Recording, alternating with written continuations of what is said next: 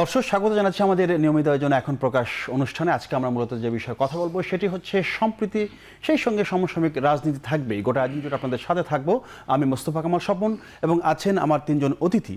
শুরুতে যদি একটু এভাবে বলতে চাই যে রাজনৈতিক পট পরিবর্তনের পর ভারতীয় গণমাধ্যমে সংখ্যালঘু নির্যাতনের ইস্যুতে অপপ্রচার বাংলাদেশের সাথে সম্পর্কে তৈরি হয়েছে টানাপোড়েন। আগরতলায় সহকারী হাইকমিশনে ধর্মীয় উগ্রবাদী সংগঠনের ন্যাক্কারজনক হামলা বাড়িয়ে দিয়েছে উত্তেজনা। এরই মধ্যে অন্তর্বর্তী সরকার প্রধান, উপদেষ্টা, শিক্ষার্থী, রাজনৈতিক দল এবং সব ধর্মের গুরুত্বপূর্ণ ব্যক্তিদের সাথে বৈঠক করেছেন। সেখানে সবার মূল বক্তব্য ছিল জাতীয় ঐক্য ও সম্প্রীতি রক্ষা, সেই সঙ্গে দেশের সার্বভৌমত্ব ও বিদেশি গণমাধ্যমের অপপ্রচারের রোধে ঐক্যবদ্ধ থাকার ঘোষণা দিয়েছেন বৈঠকে অংশ নেয়া অংশীজনেরা। আজ আমরা সেই সম্প্রীতি এবং সমসাময়িক রাজনীতি নিয়ে কথা বলবো। আমি একটু যারা এখানে আছেন আমার তিনজন অতিথি একটু পরিচয় করাতে চাই। ডক্টর আনামা হাসানুল হক মিলন, সাবেক শিক্ষা প্রতিমন্ত্রী; কাজী মোহাম্মদ মাহবুবুর রহমান, সহযোগী অধ্যাপক, রাষ্ট্রবিজ্ঞান বিভাগ, ঢাকা বিশ্ববিদ্যালয়; আছেন ফারুক হাসান, সদস্য সচিব, গণ অধিকার পরিষদ। আমি শুরুতে একটু যেতে চাই ডক্টর আনামা হাসানুল হক মিলন আপনার কাছে। সেটি হচ্ছে যে অনুষ্ঠানের যে বিষয়ে আমরা কথা বলবো সে বিষয়ে একটু বাইরে। আমি আপনাকে অনেক দিন ধরে চিনি এবং খুঁজছি একটা ধন্যবাদ দেওয়ার জন্য। সেটি হচ্ছে আপনি যখন শিক্ষা প্রতিমন্ত্রী ছিলেন হেলিকপ্টার যোগে এক অঞ্চল থেকে অন্য অঞ্চলে চষে বেরিয়েছেন। নকলের একটা মহা উৎসব ছিল তখন। বাবা মা, বড় ভাই, বড় বোন সবাই মিলেই ছোটদেরকে নকল সাপ্লাই দিত এবং নকলের একটা উৎসব চলতো তখন। একজন পরীক্ষার্থী তার সঙ্গে 5 জন যেত এবং নকল করে মোটামুটি একটা সয়লাভ ছিল। ওই জায়গাটা আপনি ব্যাপক কাজ করেছিলেন, সেই জন্য আপনাকে থ্যাঙ্কস দিচ্ছি। আলোচনা আসতে চাই এই বিষয়ে, হয়তো শেষের দিকে একটু কথা বলবো। যে বিষয়ে আমরা কথা বলছিলাম সেটি হচ্ছে যে সাম্প্রতিক সময়ে ভারতের মনোভাব, বাংলাদেশের প্রতিক্রিয়া, আবার ভারতের প্রতিক্রিয়া, একটা তালগোল অবস্থার মধ্যে আমরা আছি। প্রশ্ন হচ্ছে যে গত 15 বছর, তার আগের 15 বছর সব ঠিকঠাকই ছিল, একটা উষ্ণ সম্পর্ক ছিল। সেই জায়গাটায় সেই সম্পর্কের যে সুতা, চিরটা কিভাবে ধরলো, সুতাটা কেন ছিঁড়ে গেল? ধন্যবাদ আপনাকে, ধন্যবাদ বিজ্ঞ আলোচক উভয়কে। বিষয়টিকে আমরা খুব ছোট করে দেখতে পারবো না। যদি আমরা সেই 47-এর আগে চলে যাই, নেহরু ডক্ট্রিন যদি আমরা দেখি, বা আমাদের 1971-এর ইন্ডিয়ানদের যে কন্ট্রিবিউশন আমাদের জন্য, সেটা অস্বীকার না করেই, স্বীকার করেই তাদের ভিতরে অনেকগুলো বিষয়ে কাজ করছিল আমাদের স্বাধীনতা যুদ্ধে সহযোগিতা করাটা। সেটাই আমরা ব্যাপক অ্যানালাইসিস আমাদের পলিটিক্যাল সায়েন্সের টিচার বলবে। বাট এমনকি যে সারেন্ডার করলো পাকিস্তান বাহিনী, সেটাও কিন্তু আমাদের জেনারেল ওসমানের সামনে করেনি। তারপর আমরা দেখেছি যে তাদের যে মনোভাব ক্রমান্বয়ে এই দেশটাকে তাদের মুঠের ভিতরে নিয়ে আসা, সেটা চেষ্টা চলছিল। 1975-এর আগেও চলছিল এবং ইন্ডিয়ান আর্মি এখান থেকে বেরোতে বাধ্য হলো। তারপরে আমাদের মহান রাষ্ট্রপতি, শহীদ রাষ্ট্রপতি জিয়া রহমান আসলেন অ্যান্ড পলিটিক্সটাকে বাংলাদেশের সাথে ম্যালাইজ টু নান, এই ফরেন পলিসিতে সেই রাজনীতি চলছিল। তারপর Hossain Mohammad Ershad, implanted by them, he will bail me out about it, we don't want to go in details that. তারপরে তো বিএনপি এসে এটাকে নর্মালাইজ করার জন্য যতটুকু চেষ্টা করে আমরা চলছিলাম। 1996-এ এসে দেখলাম যে তাদের seriousness and implementation of their agencies and all those thing খুব সিরিয়াসলি হচ্ছিল। 2001-এ সেটা আবার চেঞ্জ হয়ে গেল। এরপর যদি আমরা দেখি 1/11, আমরা প্রণব মুখার্জির বই যদি পড়ি এবং মঈনুদ্দিন ফখরুদ্দিনের যে ভূমিকা এবং এই দেশে যে 1/11 সৃষ্টি করার পিছনে কাদের ভূমিকা, সেটা আমাদের বুঝতে হয়েছে। এর আবার যদি একটু ব্যাকে চলে যাই, যে আওয়ামী লীগ তো 1975-এর 25 জানুয়ারিতে বাকশাল গঠন করে তার কফিনে পেরেক মেলা দেওয়া হয়েছিল। আবার এটা শহীদ রাষ্ট্রপতি জিয়া রহমান এসে বহুদলীয় গণতন্ত্র যখন উনি শুরু করলেন, তখন কিন্তু উনি আবার এন্ট্রি দিলেন শেখ হাসিনাকে বাংলাদেশে ঢোকার এবং রাজনীতি করার করে দিলেন। জি, এবং বহুদলীয় গণতন্ত্রের কারণে উনি এসছেন। আসার পরে যে দুর্ঘটনা ঘটলো, এটাও আমরা দেখতে পেয়েছি। এই যে দ্বিতীয়বারের মতো আওয়ামী লীগকে পুনর্জন্ম দিয়েছিল কিন্তু বিএনপি, অর্থাৎ শহীদ জিয়ার দল। এখন গত 15টি বৎসর যে রাজনীতি হয়েছে, এই রাজনীতিটি হয়েছে শেখ হাসিনা এবং আওয়ামী লীগ মোদী সরকার। এটা আমি স্পষ্ট দেখতে পেয়েছি যে তারা এদেশ থেকে এমন কোনো অ্যাডভান্টেজ নাই যে না নিয়েছে। এবং আমাদের পররাষ্ট্রনীতি ছিল স্পেশালি নতজাননী পররাষ্ট্রনীতি। জি, সেই জায়গা আমি কন্টিনিউ করবো আরো। জি। তো এই যে নতজানু নীতি ছিল, সেই জায়গায় দে এনজয়েড ইন্ডিয়া, কিন্তু তাদের ইমপ্ল্যান্টেড যে একটা রাজনৈতিক দল, তাদের সম্পর্ক ছিল শুধু শেখ হাসিনার সাথে এবং আওয়ামী লীগের সাথে, রাষ্ট্রের সাথে অর্থাৎ জনগণের সাথে ইন্ডিয়ার কোনো সম্পর্ক ছিল না। আমরা তো সেই টেলিভিশনে যখন ক্রিকেট খেলা দেখেছি, তখনও আমরা দেখেছি এই দেশের মানুষ যখন ইন্ডিয়াকে সাপোর্ট করেনি, তাদের মন্তব্য বা আমাদের কালচারাল লোকজনের মন্তব্য, এগুলো আমরা দেখেছি। হাউভার শেষকালে আমরা যেটা দেখলাম, এই এক নদীর রক্তের বিনিময়ে আমরা যে শহীদদের মধ্য দিয়ে আবার দ্বিতীয়বারের মতো 53 বছর পরে বিপ্লবের মধ্য দিয়ে একটি স্বাধীনতা পেলাম, এই স্বাধীনতা কোনো অবস্থাতে তারা মেনে নিতে পারেনি। অপরদিকে যারা পতিত সরকার, তারাও পরাজয়টাকে বরণ করে নেয়নি। তারা নিশ্চিতভাবে ভাবছে যে ভারতের সহযোগিতায় তারা আবার পুনরুজ্জীবিত হবে, এটা হলো তাদের ধারণা। এমনকি দেখুন, এই যে গত পরশু দিনের যে নিউ ইয়র্কে বক্তৃতা দিল অনলাইনে শেখ হাসিনা, সেখানে গণহত্যা হয়েছে, এই গণহত্যাটি করেছে ডক্টর ইউনুস, এই কথা বলছে। তাহলে স্বীকার করেছে গণহত্যা করেছে doctor Yunus, but doctor Yunus was not in power. Doctor ইউনুসের টিম হেলিকপ্টার দিয়ে গুলি করে নাই, ডক্টর ইউনুসের টিম হ্যান্ড লীগ বা চাপাতি লীগ বা ছাত্রলীগ বা পুলিশ লীগ হয়ে গোলাগুলি করেনি। এখন তিনি পালিয়ে গিয়েছেন এবং ইন্ডিয়া ফেল্ট ইনসিকিউর যে এই দেশে তাদের যে মানে যেটা তাদের কন্ট্রোল ছিল, দে লস টোটালি দ্যাট কন্ট্রোল। আসবে আপনার কাছে, ধন্যবাদ। আসবে আপনার কাছে, যেতে চাই ফারুক হাসান আপনার কাছে। সেটি হচ্ছে যে আপনি তরুণ রাজনীতিবিদ, রাজনীতি করছেন, আপনার আমাদের দেশে অনেক সিনিয়র রাজনীতিবিদ রয়েছেন। যেটা হলো যে ভারতের যে বিষয়, সেইখানে বাংলাদেশ ইস্যুতে ভারতের বিজেপি বলেন, কংগ্রেস বলেন, তৃণমূল কংগ্রেস বলেন, সবার কণ্ঠের সুর একই রকম। হ্যাঁ, আমাদের এখানে তেমনটা না। আর তেমনটা করার জন্যই প্রধান উপদেষ্টা সবাইকে ডাকলেন, আপনারা সবাই গেলেন। এটা বাংলাদেশের ইতিহাসে একটা বিরল ঘটনা যে সমস্ত রাজনৈতিক দল সেখানে গিয়েছে। প্রশ্ন হচ্ছে যে প্রধান উপদেষ্টার ডাক না দিলে কি আপনারা কি সবাই মিলে একতাবদ্ধ হতেন না? এক সুরে কেন বলতে পারলে না, যদি ভারত যেটা পারে আমরা কেন সেটা পারছি না? ধন্যবাদ আপনাকে। আমাদের শ্রদ্ধেয় সাবেক শিক্ষা প্রতিমন্ত্রী মিলন ভাই যেমনটি বললেন, আমি জাস্ট ওনার সাথে একটু দ্বিমত করতে চাই। যেমন 1971 যে আমাদের মহান মুক্তিযুদ্ধ, এই মুক্তিযুদ্ধে ভারতের কি ভূমিকা, এটা নিয়ে আসলে অনেকভাবে অনেকেই বিশ্লেষণ করার চেষ্টা করেন, বলার চেষ্টা করেন। তবে যে চিরসত্যটি অনেকেই আসলে মন খুলে বলার সাহস করেন না, কিংবা চেষ্টা করেন না, কিংবা কোনো এক অজানা কারণে বলতে চান না। যেমন ধরেন 1971 সালে মোটা দাগে বিগত 54টি বছর আমরা যেমনটি জেনে আসছি যে ভারত সহযোগিতা না করলে বাংলাদেশ স্বাধীন হতো না, কিংবা ভারত সহযোগিতা করেছে বিদায় বাংলাদেশ স্বাধীন হয়েছে, এরকম একটি মানে সেন্টিমেন্ট বাংলাদেশের মানুষ তথা মানে তরুণ প্রজন্মের মধ্যে এক প্রকারের পুশ করে দেওয়া হয়েছে, যে তরুণ প্রজন্ম মনে করে যে ইন্ডিয়া আসলে 71 সালে আমাদের পাশে না দাঁড়ালে বাংলাদেশ তো স্বাধীন হতো না, দ্যাট মিনস ইন্ডিয়াই সব, ইন্ডিয়ার এদেশে অনেক অবদান ইত্যাদি ইত্যাদি। কিন্তু এই জায়গায় আমি এ কারণেই দ্বিমত পোষণ করতে চাই, আপনি যদি ইন্ডিয়ান নথি, ইন্ডিয়ান ডকুমেন্টস কিংবা ইন্ডিয়ান শিক্ষা ব্যবস্থার যে কারিকুলাম, সে কারিকুলাম আপনি একটু অনুসন্ধান করেন, দেখবেন ইন্ডিয়া 1971-এর যে লিবারেশন ওয়ার, অর্থাৎ মহান মুক্তিযুদ্ধ, পাকিস্তান ভার্সাস বাংলাদেশ যে যুদ্ধটা হয়েছে, এটা তারা স্বীকারই করে না। তারা মনে করে 1971-এ ইন্ডিয়ান ভার্সাস পাকিস্তান, মানে ভারতের সাথে পাকিস্তানের যুদ্ধ হয়েছে, এরকম একটা অবস্থা। হিন্দি মুভিতে আমি দেখেছি, আপনি মনে পড়লো আমার, হিন্দি মুভিতে দেখেছি আমি, তারা বলতেছে যে পাকিস্তানের সাথে ভারতের যুদ্ধ চলছে। অফকোর্স, আমি এটা এজন্যই বলতে চাচ্ছি যে আমাদের 71-এর যে মহান মুক্তিযুদ্ধ, 30 লক্ষ মানুষ জীবন দিলেন এই দেশকে স্বাধীন করার জন্য, এরকম একটি মহান যুদ্ধকে ইন্ডিয়ার হৃদয়ে ধারণই করতে পারে না, স্বীকারই করে না। তারপরে আপনার বেশ কয়েকটি রাজনৈতিক দল ধারাবাহিকভাবে বাংলাদেশের ক্ষমতায় আসছে, বিএনপি, আওয়ামী লীগ, মাঝখানে জাতীয় পার্টি। লাস্ট আপনার 17 ইয়ার্স, আপনার 17 বছর আওয়ামী লীগ ক্ষমতায়।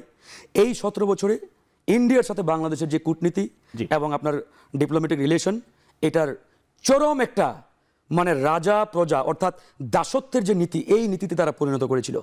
ইন্ডিয়া অলিখিতভাবে বাংলাদেশকে মনে করত যেটি আমাদের একটি 30তম অঙ্গরাজ্যের মতো।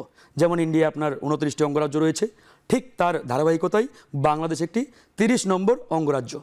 সেভাবে এই দেশকে ট্রিট করেছে।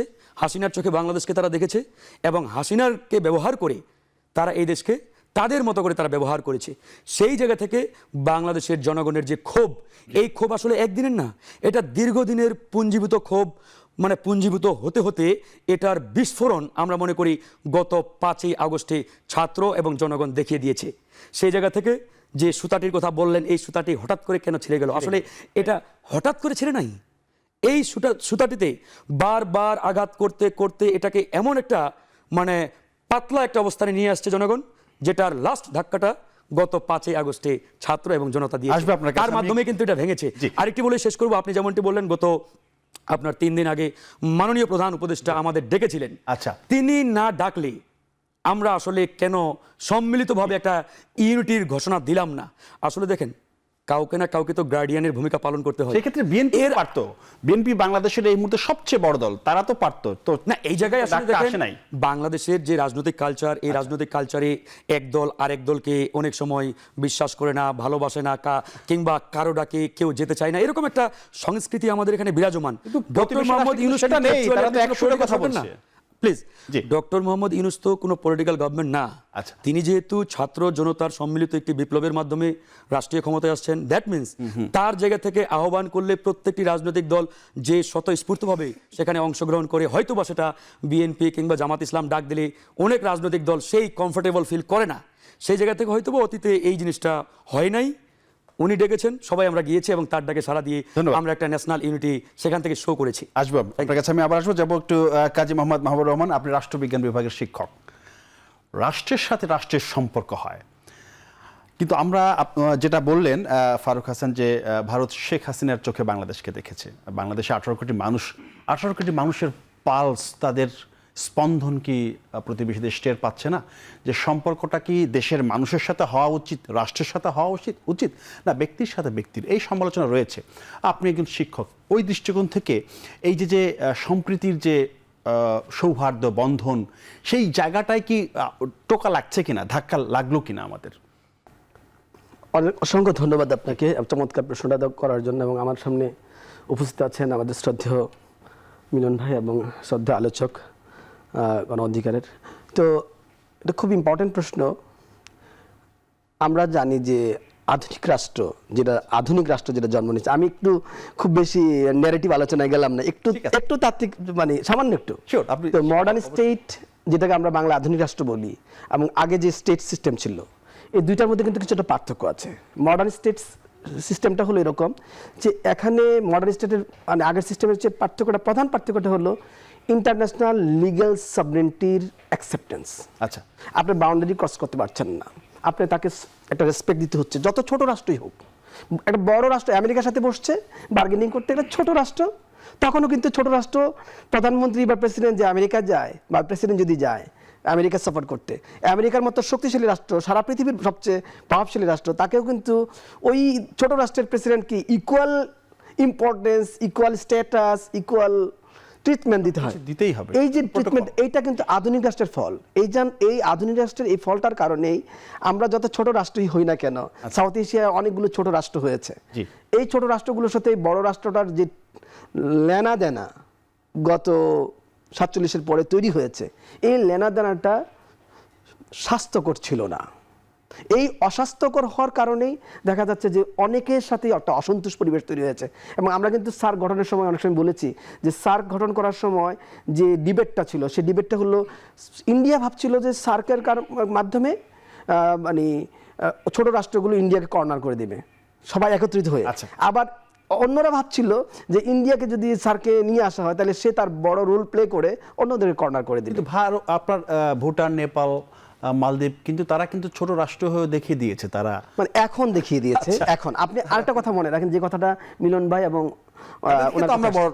হ্যাঁ, না বড় পাওয়ার ঠিক আছে, আমরা যে দেখাই নাই তা না। ব্যাপারটা হলো 1971 একটা ঘটনা, তো ইম্পর্টেন্ট ঘটনা আমাদের জীবনে, ইম্পর্টেন্ট ঘটনা।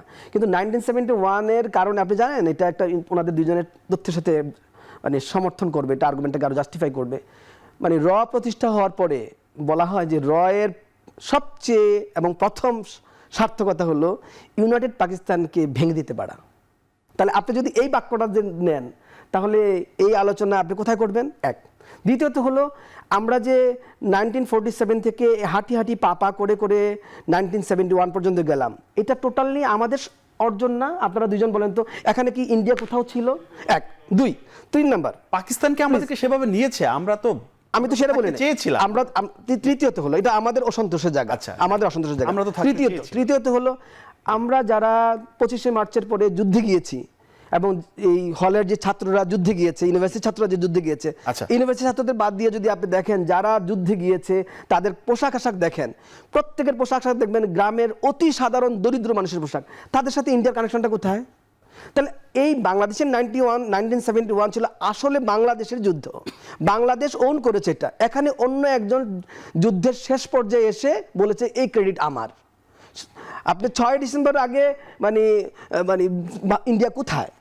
আচ্ছা ঠিক আছে, আমরা ইন্ডিয়াতে গিয়েছি, আশ্রয় নিয়েছি, ইন্ডিয়ার ট্রেনিং নিয়েছি, এটা আপনি এখন যে আর 1 মিনিট, এখন যে পৃথিবীর আরো অনেক জায়গায় যুদ্ধ হচ্ছে, ইউক্রেনে হচ্ছে, সিরিয়ায় হচ্ছে, ইয়েমেনে হচ্ছে, ফিলিস্তিনে হচ্ছে। ফিলিস্তিনে, জি। পাশের রাষ্ট্রগুলো এই সহায়তা করছে না, তাই বলে কি পুরা ক্রেডিট কি পাশের রাষ্ট্রের হবে? ক্রেডিট হবে তার যে যুদ্ধটা করছে।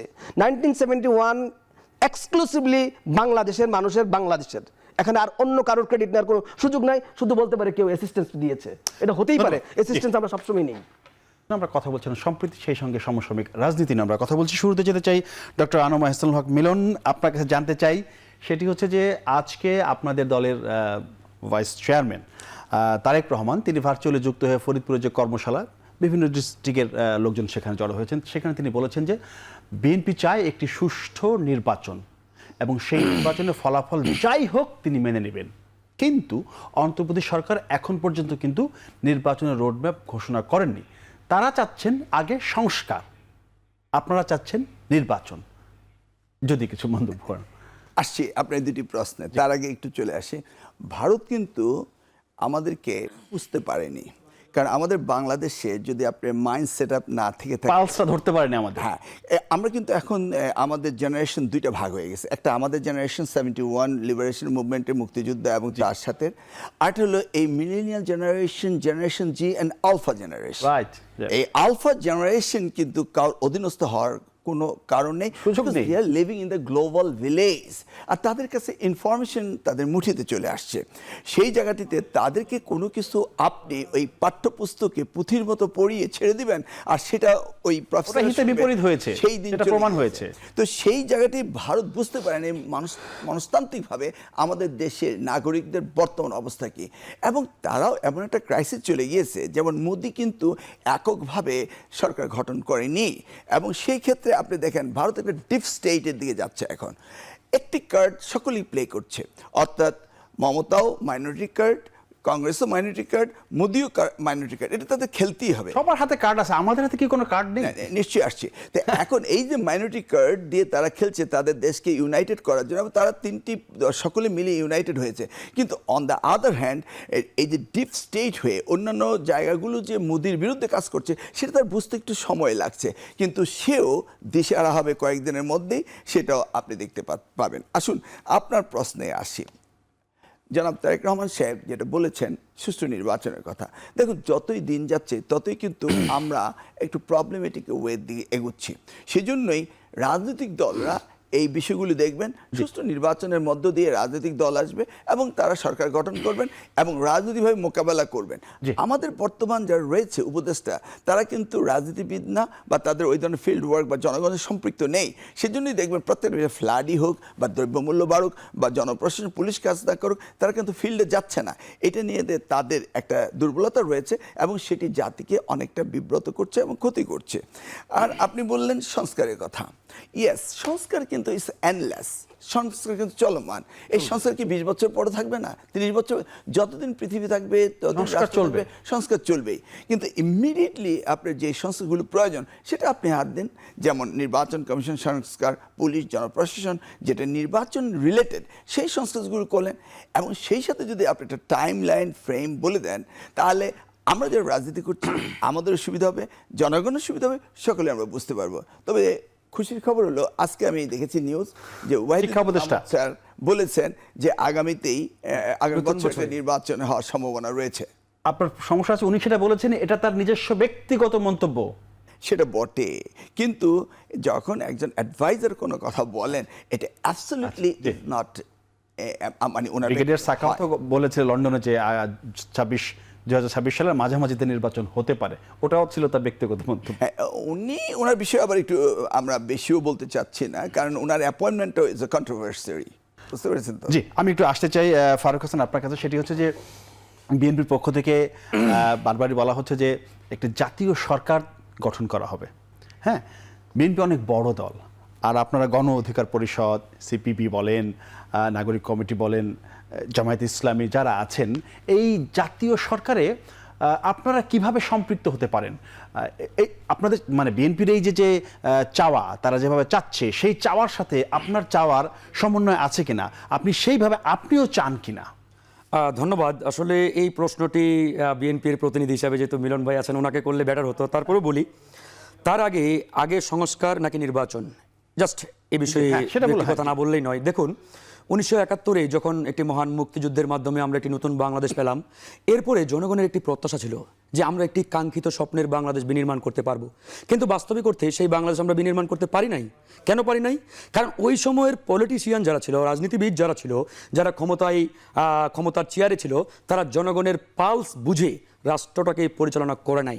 এরপরে 90 সালে এসে কি হলো? আরেকটা ফ্যাসিস্ট সরকারের পতনে আমাদের আরেকটি বিপ্লব করতে হলো, লড়াই করতে হলো, সেখানে অসংখ্য মানুষ জীবন দিলেন। ওই সময় দেখেন, ইন্টারেস্টিং বিষয়, 3টি জোট ছিল, ওই 3 জোটের একটি রূপরেখা ছিল।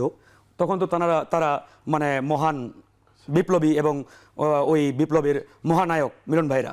তো ওই সময় যে 3 জোটের রূপরেখা, সেটা যদি বাস্তবায়ন হতো, তাহলে এই 24 সালে এসে 2000 ছাত্র জনতাকে জীবন দিতে হতো না।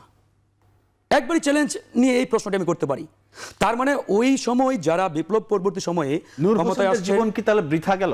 আমি শেষ করি, তাহলে আপনি আপনার প্রশ্নের উত্তর পেয়ে যাবেন। ওই সময় এতগুলো মানুষ জীবন দিল, তারা যদি সেই রূপরেখা বাস্তবায়ন করতেন, তাহলে এই 24 সালের যে বিপ্লব, এতগুলো মানুষের জীবন, এতগুলো মানুষ আহত হলেন, এটা করা লাগতো না। তার মানে তারা ওই সময় ক্ষমতায় এসে জনগণের পালস না বুঝে জনগণের সাথে প্রতারণা করেছে, বেইমানি করেছে, জনগণের অধিকার আদায়ে ব্যর্থ হয়েছে। তার জন্য আজকে 24 সালে এসে ছাত্র জনতা সহ প্রায় 2000 মানুষকে জীবন দিতে হলো, একটা বড় বিপ্লব করতে হলো। এখন আমি যদি প্রশ্ন করি, আপনি কি সারা জীবন শুধু এই জীবন দিতেই থাকবেন, মরতেই থাকবেন? সেই প্রশ্ন, এই জন্যই আমরা বলেছি যে আগে প্রাসঙ্গিক কাঙ্ক্ষিত সংস্কার, এখন এই সংস্কারটা কিভাবে হবে সেটা নিয়ে আমরা প্রশ্ন করতে পারি, সেটা নিয়ে আলোচনা করতে পারি, সেটা নিয়ে ফর্মুলা দিতে পারি। এখন ডক্টর মোহাম্মদ ইউনূসের দিকে আমি চাইলেই আঙ্গুল তুলতে পারি। এখন আমি যদি প্রশ্ন করি, ডক্টর মোহাম্মদ ইউনূস তো কোনো পলিটিক্যাল সরকার না, তিনি কোনো রাজনৈতিক এরেনার কোনো ব্যক্তিও না, তিনি একজন গ্লোবাল ব্যক্তিত্ব। তাকে আমরা এখানে এসে চেয়ারে বসিয়েছি, তাকে এনেছি আমরা। তিনি কিন্তু নিজে এসে বাংলাদেশের রাষ্ট্রীয় ক্ষমতায় বসে নাই, কারণ ওই মোমেন্টে, ওই রকম পরিস্থিতিতে বাংলাদেশের ডিমান্ড তৈরি হয়েছে যে এরকম একজন ব্যক্তিকে এই মুহূর্তে রাষ্ট্রীয় ক্ষমতায় দরকার। কারণ তাকে ছাড়া অন্য কোনো ব্যক্তি ওই সময় রাষ্ট্রীয় ক্ষমতায় বসলে বাংলাদেশকে আমরা সাস্টেইন করতে পারতাম না। হয়তো এতদিনে অনেকগুলো পাল্টা অনেক কিছু ঘটে যাইতো, আমাদের ধারণা। তার জন্যই ডক্টর মোহাম্মদ ইউনূস, আমরা মনে করি ওই সময় আল্লাহর পক্ষ থেকে রহমত, তাকে আমরা ক্ষমতায় বসিয়েছি। এখন কথা হচ্ছে, তারা তো কোনো পলিটিক্যাল সরকার না, তাদেরকে টিকিয়ে রাখা, তাদেরকে চতুর্দিকে সাপোর্টিং যে গার্ড, এই গার্ড আমরা যারা রাজনীতি করি, রাজনৈতিক দল, আমাদেরকে দিতে হবে। এখানে সবচাইতে বড় গার্ড বিএনপি, জামাত ইসলাম, তারা এই সরকারকে গার্ড দিয়ে তাদেরকে বলবে আপনারা কি সংস্কার করতে চান, কতদিনে করতে চান। বরঞ্চ তারা আরেকটি বেটার ফর্মুলা দিতে পারে যে আগামী 1 বছরে আপনারা এই সংস্কারগুলো এভাবে করতে পারেন। যেহেতু বিএনপি একাধিকবার রাষ্ট্রীয় ক্ষমতায় ছিল, জামাত ইসলাম ক্ষমতার পার্ট ছিল, ডক্টর মোহাম্মদ ইউনূস কিন্তু ক্ষমতার পার্ট কখনো হয় নাই, ছিল না। দ্যাট মিনস তার এই অভিজ্ঞতা নেই, তার সরকারের নেই। তাহলে এই রাজনৈতিক দলগুলোর থেকে বা তাদের পক্ষ থেকে এরকম একটা ফর্মুলা বা প্রস্তাব সরকারকে দিলে তারপরে তাদের রিঅ্যাকশনটা কি, তাহলে আমরা জানতে পারতাম। এখন জাতীয় সরকারের যে প্রশ্নটি করলেন, এটার উত্তর আসলে আমার থেকে মিলন ভাই বেটার দিতে পারবেন। আমরা জানবো উত্তর আপনার কাছে। আবার আসবো, আমি যেতে চাই একটু কাজী মোহাম্মদ মাহবুবুর রহমান আপনার কাছে। আপনি রাষ্ট্র কাঠামো নিয়ে একটু বলবেন। সেটি হচ্ছে যে এই যেটা বললো যে এই ঘটনা কি বারবার ঘটতেই থাকবে কিনা। এখন অন্তর্বর্তী সরকার, অন্তহীন সরকার না, একটা পর্যায়ে তারা চলে যাবে নির্বাচন দিয়ে। এই সময়ের মধ্যে এখন অনেক কিছু ঘটে গেল। আমরা প্রচুর আপনার 5ই আগস্ট যে ঐক্য আমরা দেখেছিলাম, সেই ঐক্য চির ধরেছিল। শিক্ষার্থীদের মধ্যে আবার সংঘর্ষ জড়ালো, প্রতিবেশী রাষ্ট্রের সাথে সম্পর্কের ব্যাপক টানাপোড়েন চলছে। এই জায়গা থেকে বেরিয়ে আসার জন্য আরও কি আমাদের অপেক্ষা করতে হবে কিনা একটা নির্বাচনের জন্য? মানে আমরা কি শিগগিরই একটা রাজনৈতিক সরকার পেলে এই সমস্যা থেকে আমরা বেরিয়ে আসতে পারি কিনা, নাকি আমাদের আরও সংস্কার করতে হবে, আরও সময় নিতে হবে? এরই মধ্যে 4 মাস কিন্তু পার হয়ে গেছে। আচ্ছা, থ্যাংক ইউ, আপনাকে আবারও ধন্যবাদ। দুইটা বিষয় খুব সংক্ষিপ্ত আকারে বলি।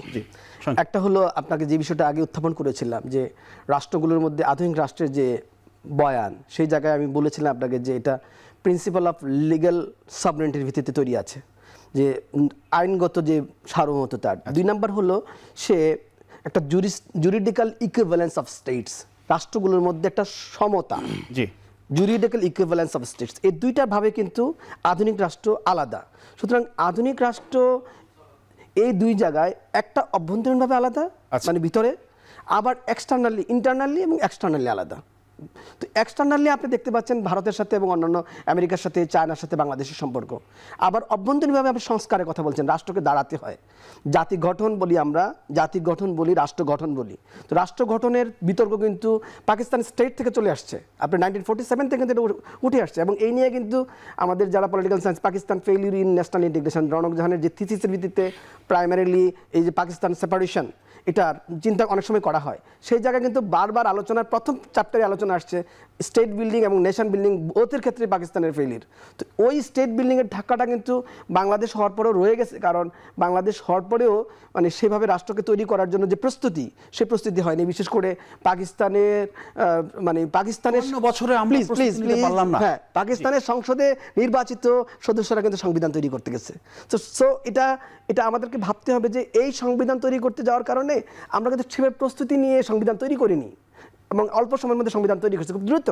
তো এই সংবিধানটা আমাদেরকে, যাই হোক সংবিধান যথেষ্ট খারাপ হয়েছে এটা বলা যাবে না, যথেষ্ট ছিল, সেটাও আমরা আপহোল করিনি। আচ্ছা। তো এই আপহোল করা না করার কারণে কিন্তু আমরা বারবার মানে রক্ত দিতে হয়েছে, একবার এর জন্য, একবার তার জন্য, একবার তার জন্য, এবং 90 তো ইম্পর্টেন্ট ইভেন্ট। আমরা 52, 69, 71, সেটা তো আমাদের আগে 24 আমরা তো দিয়েই যাচ্ছি। রক্ত দিয়ে আমি এই জন্যই আমি মানে উইদিন 2 উইকস আমি বলছিলাম যে রক্ত, আমি নিজে কিন্তু একদম অ্যাক্টিভ বৈষম্য বিরোধী আন্দোলনের অ্যাক্টিভ অংশগ্রহণ হওয়া সত্ত্বেও আমি দুইটা কথা বলছিলাম। একটা যে এই সরকারকে দুইটা নির্বাচন মানে সংস্কারে মনোযোগ দেওয়া উচিত। একটা সংস্কার হলো রাজনৈতিক দল ব্যবস্থার সংস্কার।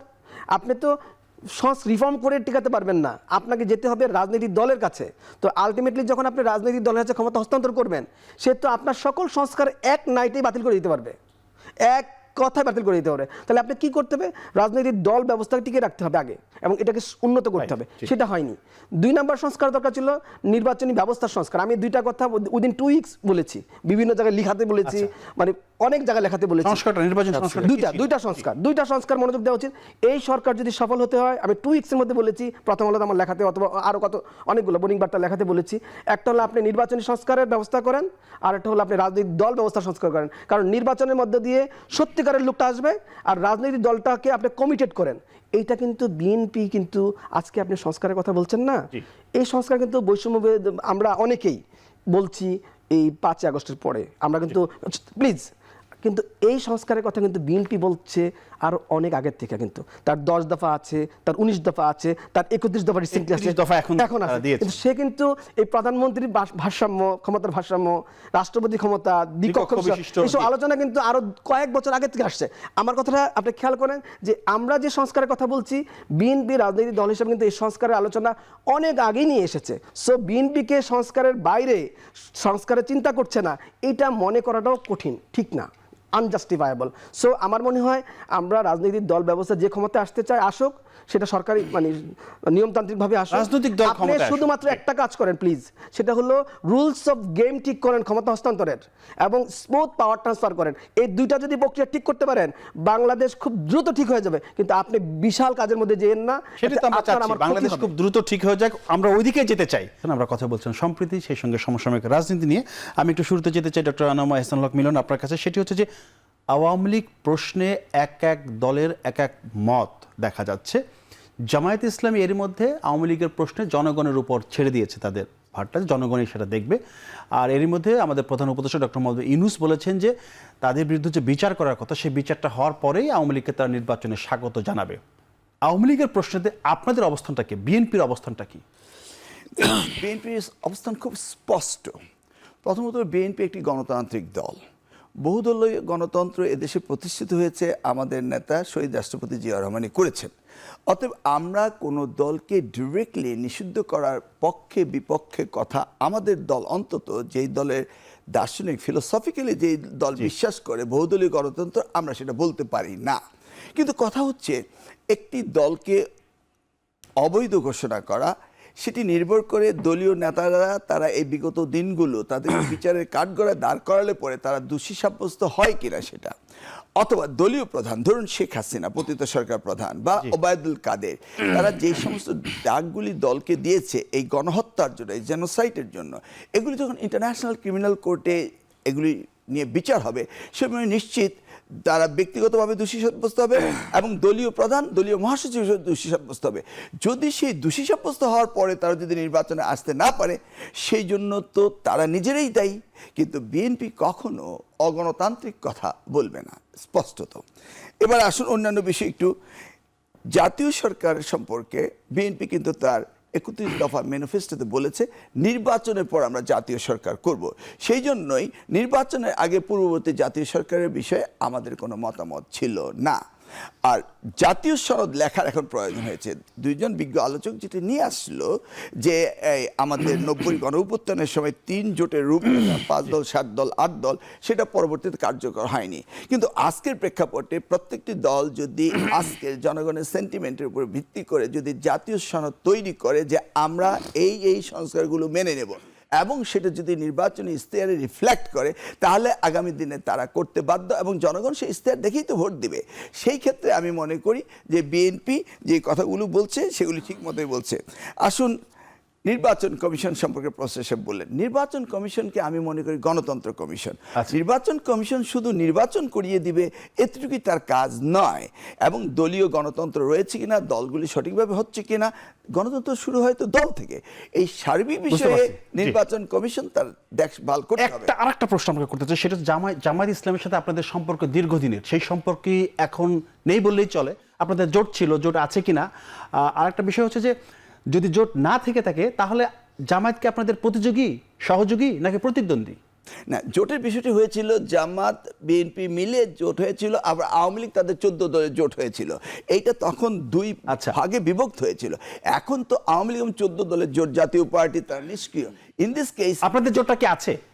জোট আমরা আনুষ্ঠানিকভাবে না, কিন্তু তারা তাদের কাজ করবে, আমরা আমাদের কাজ করব। কিন্তু আবার এই কথাটিও রয়েছে যে নির্বাচনের পরে আমরা একত্রে জাতীয় সরকার, সেটা তো জোটবদ্ধ না হলে জাতীয় সরকার হচ্ছে। ফারুক হাসান, একটা বিষয় সেটি হচ্ছে যে জিএম কাদের একটা কথা বলেছেন যে সব দলকে তো ডাকা হয়েছে কিন্তু জাতীয় পার্টিকে বাদ দিয়ে এই যে জাতীয় ঐক্য সেইটা সম্ভব হবে না, সেটা ভালো কিছু হবে না, তাদেরকে বাদ দেওয়া হয়েছে। এই বিষয়ে যদি জি ধন্যবাদ। আমি একটু আমাদের মিলন ভাইয়ের সাথে দ্বিমত পোষণ করতে চাই। দেখুন, আওয়ামী লীগকে বারবার রাজনৈতিক দল বলে প্রচার করা, স্টাবলিশ করা, ইটস অ্যাবসলিউটলি রং। কারণ আপনি দেখেন যে একটা রাজনৈতিক দলের যে ক্যারেক্টার, যে বৈশিষ্ট্য থাকা দরকার, বিগত 15 বছর ধরে আওয়ামী লীগের মধ্যে তার ন্যূনতম ক্যারেক্টার বিদ্যমান ছিল? কোনোভাবেই নেই। তাহলে আপনি আওয়ামী লীগকে একটা রাজনৈতিক দল হিসাবে নিষিদ্ধের বিরুদ্ধে এই স্টেটমেন্টে কেন যান? আমি বারবার সরকারকে বলেছি, দায়িত্বশীল যারা বিএনপি জামাত হোয়াটএভার প্রত্যেকটা রাজনৈতিক দলের সাথে যখন মিটিং হয় আমি বারবার বলি যে আওয়ামী লীগ রাজনৈতিক দল এই শব্দটি দয়া করে কেউ বলবেন না। বরঞ্চ সরকারকে পরামর্শ দেন যে আপনারা গণহত্যাকারী ফ্যাসিস্ট কোনো সংগঠন বাংলাদেশে রাজনীতি করতে পারবে না, এরকম আইন পাস করেন। আর আন্তর্জাতিক কোনো সংস্থাকে, জাতিসংঘের কোনো সংস্থাকে ইনভাইট করেন, তারা বাংলাদেশের বিগত জুলাই আগস্টের যে বিপ্লব, এই বিপ্লবকে তদন্ত করুক। তদন্ত করে আওয়ামী লীগ যে সত্যিকারের একটি গণহত্যাকারী সংগঠন, ফ্যাসিস্ট সংগঠন, এটা ওরাই স্টাবলিশ করবে। একটা আন্তর্জাতিক সংগঠনের দল তো আসছে, তারা আমি একটু শেষ করি। যখন জাতিসংঘের কোনো বিশেষায়িত সংস্থার মাধ্যমে একটি সুষ্ঠু তদন্ত হবে, সেই তদন্তে আওয়ামী লীগ অটোমেটিক্যালি আপনার গণহত্যাকারী সংগঠন হিসাবে প্রতিষ্ঠিত হবে। এরপরে বাংলাদেশ সরকার আইন করুক, এই সরকার আইন পাস করুক, প্রয়োজনীয় অধ্যাদেশ জারি করুক যে গণহত্যাকারী কোনো ব্যক্তি সংগঠন বাংলাদেশে রাজনীতি করতে পারবে না। কারণ অটোমেটিক্যালি আওয়ামী লীগ বাদ হয়ে গেল। তার মানে আওয়ামী লীগ রাজনৈতিক দল, এটা তো প্রচারের দরকারই নেই। আওয়ামী লীগকে নিষিদ্ধের ব্যাপারে তো একটা উদ্যোগ এসেছিল না, আওয়ামী লীগকে অবশ্যই নিষিদ্ধ করতে হবে। দেখুন, আওয়ামী লীগ আমি বললাম যে 15 বছর ধরেই তারা রাজনৈতিক দলের তালিকা থেকে বাদ পড়ে গেছে। সুতরাং যারা গণহত্যাকারী, জনগণের বুকে ডিরেক্টলি গুলি চালিয়েছে, এদের রাজনীতি করার কোনো এখতিয়ার অধিকার থাকতে পারে না। আরেকটি বিষয় ভাইজান, আমাদের মিলন ভাই যেটি বললেন জাতীয় সরকারের বিএনপির যে ফর্মুলা, দেখুন এই ফর্মুলাটি এর আগে বিএনপি একাধিকবার আমাদের দিয়েছে। যখন আমরা যুগপৎ আন্দোলন ছিলাম, আমরা ওই সময় বিএনপিকে বললাম এই জাতীয় সরকার আপনারা কিভাবে করবেন। তখন বিএনপির পক্ষ থেকে বলা হলো যে এটা এখন পরিষ্কারভাবে বলা যাবে না, কারণ তথ্য লিক হয়ে আওয়ামী লীগের কাছে চলে যাবে। তো এখন তো আওয়ামী লীগ নেই, আমরা একটা বিপ্লব করেছি, নতুন সরকার আসছে। আমরা এরপরে যখন বিএনপির সাথে দুবার বৈঠক হয়েছে, আমরা বললাম যে এখন তো আওয়ামী লীগ নাই, তাহলে এখন এই জাতীয় সরকার কিভাবে করবেন আমাদের নিয়ে বলেন। তারা বলে এটা সময় আসুক, বলা হবে। এই যে জাতীয় সরকারের ফর্মুলা আমরা আমরা মনে করি বিএনপি এই জাতীয় সরকারের ফর্মুলাতে একটা ধোঁয়াশা রেখে দিয়েছে। এরকম ধোঁয়াশাপূর্ণ একটা অবস্থা ধোঁয়াশাটা থাকলে BNP actually নিশ্চয়ই পরিষ্কার আমরা করবে। যারা যুগপৎ আন্দোলনের শরিক, অংশীদার, অংশীজন, আমরা কিন্তু স্যাটিসফাইড না। কারণ আমাকে আশ্বস্ত করতে হবে এই আপনাকে। ধোঁয়াশা বিএনপি পরিষ্কার করবে। ধন্যবাদ। Of আসবো course. আপনার কাছে যদি সুযোগ পাই আসবো। আপনার কাছে শেষ প্রশ্ন কাজী মোহাম্মদ মাহবুব রহমান, সেটি হচ্ছে যে সংস্কার নির্বাচন তো অনেক কথাই হচ্ছে, ধরুন যদি সংস্কার না করা হয় তাহলে একটা সুষ্ঠু নির্বাচন, গণতন্ত্র, ভোটাধিকার, নির্বাচন কমিশন, এই বিষয়গুলো আমরা আগে যা দেখেছি, এইটা না করলে, সংস্কার না করলে কি সেই জায়গাটা টেকসই হবে কিনা, সাস্টেইন হবে কিনা, ছোট করে, একদম ছোট করে বলবেন। ছোট করে বলছি, প্রথম প্রশ্নের উত্তর হলো যে আপনি যদি টেকসই রাষ্ট্র তৈরি করতে চান, আমাদের আচ্ছা। কিছু সংস্কার প্রয়োজন আছে, কিন্তু আপনি সংস্কারের হাত দিবেন কোত্থেকে? সেটা আপনাকে একটু আগে বলেছি যে নির্বাচনী ব্যবস্থা এবং রাজনৈতিক দল ব্যবস্থা, দল কিন্তু বলিনি, রাজনৈতিক দল ব্যবস্থা, এই দুই জায়গায় সংস্কারে হাত দিতেই হবে। সেটা কিভাবে দিবেন? সেটা বিএনপিকে, এটা তো সময় সাপেক্ষ ব্যাপার। সেটা বিএনপিকে সময় সাপেক্ষ না, এটা সময় সাপেক্ষ না। আচ্ছা। সেটা অল্প সময়ের মধ্যে করা সম্ভব। সেটা বিএনপিকে সংস্কার বিরোধী হিসাবে নয়, কারণ এই আলোচনাগুলো, সংস্কারের আলোচনা বিএনপি সবার আগে এনেছে। গত আপনি 3-4 বছর ধরে শুনতেছেন, আরো বেশি আগে থেকে শুনছেন যে বিএনপি যে সংস্কার আলোচনা করছে। যেহেতু বাংলাদেশে বড় দল বিএনপি এবং বাংলাদেশে যেহেতু ক্ষমতা আসার সম্ভাবনা আছে বিএনপির, একটা সম্ভাবনা তো করতে পারি, সেই জায়গা থেকে আপনাকে বলতে হবে বিএনপিকে সামনে রেখে সংস্কারকে যদি প্রায়োরিটি দেওয়া হয়, এবং অন্যান্য রাজনৈতিক দলগুলো, শুধু বিএনপি না, অন্যান্য রাজনৈতিক দলগুলোকে সামনে রেখে যদি আপনি সংস্কারকে প্রায়োরিটি দেন, এবং সেই প্রায়োরিটি হবে নির্বাচনী ব্যবস্থাকে মানে স্মুথ পাওয়ার ট্রান্সফারের উপযোগী করা। আর দ্বিতীয়ত হলো রাজনৈতিক দলগুলো যেন ক্ষমতায় আসার পরে অ্যাকাউন্টেবল থাকে, বিএনপি হোক, জামাত হোক, গণ অধিকার হোক, যে ক্ষমতায় আসে সে যেন অ্যাকাউন্টেবল থাকে, জনগণের কাছে রেসপন্সিবল হয়, সংস্কারগুলো যেন তারা চালিয়ে নিয়ে যায়, সেই ব্যবস্থা তৈরি করেন। অন্যভাবে তো এটা হবে না। ধন্যবাদ আপনাকে মাহবুব রহমান। আমি একদম মিলন ভাই আপনার কাছে একটু আসতে চাই। শুরুতেই একটু জানতে চেয়েছিলাম যে আপনি নকলমুক্ত আন্দোলন, আপনি মন্ত্রী হিসেবে এলাকা চষে বেরিয়েছেন, মানে এই জিনিসটা খুব ভালো ছিল। যদি সেই বিষয়ে একটু বলেন যে এই উদ্যোগটা আপনি নিলেন, কেন নিলেন, এবং এটা সফল উদ্যোগ ছিল, এখন সেটা হয়তো হারিয়ে গেছে, যদি একটু বলেন এই বিষয়ে। আসলে আমরা যখন লেখাপড়া করেছি তখনই নকলের জন্ম হয়েছিল। আচ্ছা। আমরা যদি বলি DOB অফ নকল কত, 1972, আমরা সেই সময় এসএসসি পরীক্ষা দিয়েছি। আমরা দেখেছি আমাদের সময়কালে যখন আমরা বিশ্ববিদ্যালয়, কলেজে লেখাপড়া করেছি, একমাত্র নকলের কারণে আমাদের এই শিক্ষা ব্যবস্থা ধ্বংস হয়েছে, আমাদের জাতির ঘটনা, আমাদের মেধাবীরা ধ্বংস হয়েছে, এবং আমরা উন্নত বিশ্বে যাওয়ার জন্য অন্তরায় হিসাবে নকলই হয়েছিল। সেই জন্য হঠাৎ করে যখন দায়িত্ব পেয়েছি তখন আমি 1 নম্বর ইস্যু হিসেবে নকলকে নিয়েছি এবং সেটা প্রতিরোধ করার চেষ্টা করেছিলাম। আবার দেখুন, এই শিক্ষাকে ধ্বংস করে দিয়েছে বিগত সরকার। অর্থাৎ একটি জাতিকে ধ্বংস করতে হলে নিউক্লিয়ার বোম, অ্যাটম বোমের প্রয়োজন নেই, সে জাতির শিক্ষা ব্যবস্থা ধ্বংস করে দিলেই হয়, যেটা তারা করেছে। আপনাকে আরো 30 সেকেন্ড সময় দিতে চাই। সেটি হচ্ছে যে যেটা ফারুক হাসান বললেন, জাতীয় সরকারের একটা ধোঁয়াশা বিএনপিকে পরিষ্কার করতে হবে। সুযোগ যেহেতু পেলাম 30 সেকেন্ডে একটু ছোট করে সেই বলুন। বিষয়টা আবার ধোঁয়াশাটা কি ক্লারিফাই আসলে? করছি।